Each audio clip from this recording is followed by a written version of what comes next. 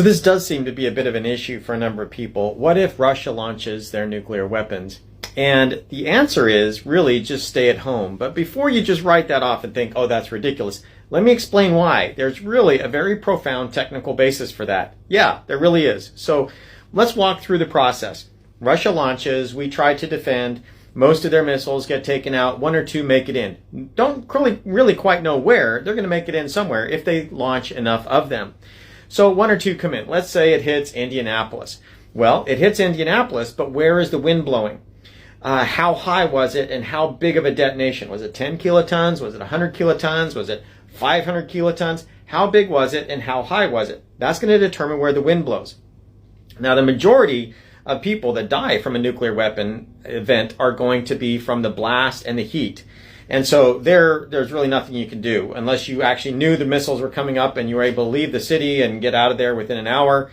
Probably not. The traffic would be blocked if enough people knew that there was a nuclear weapon coming in, and you really wouldn't be able to make it out. The traffic would be so bad.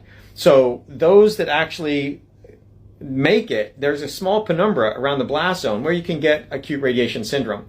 And there, the best thing to do really is just stay in your house so that you get the shielding from the house. You don't want to be outside. The top of your car doesn't offer a lot of shielding, but the house will.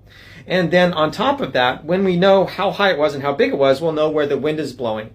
And so after that's been figured out, the nuclear emergency support teams from the Department of Energy will alert the governor of that state or the neighboring states and let them know where this is taking place. The governor then has to figure out where this plume is going and how to evacuate people along that path if it's not already too late.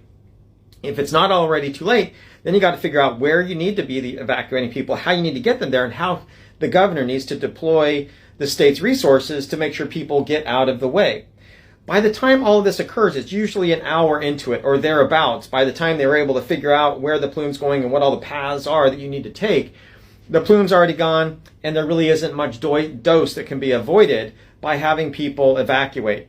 And by making sure people don't evacuate early, you're preventing people from going and driving into the contamination zone and getting stuck in the contamination zone because of traffic. But if you stay home, most of it will just blow over.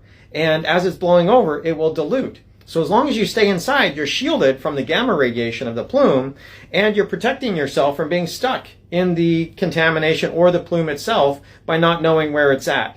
Because the authorities will know quite quickly, but they're going to have to try to figure out how to communicate that in a way that will minimize dose to the public. So the long answer is the same reply to this question. Just stay home and listen to the advice of the experts that will come from the radio or the television.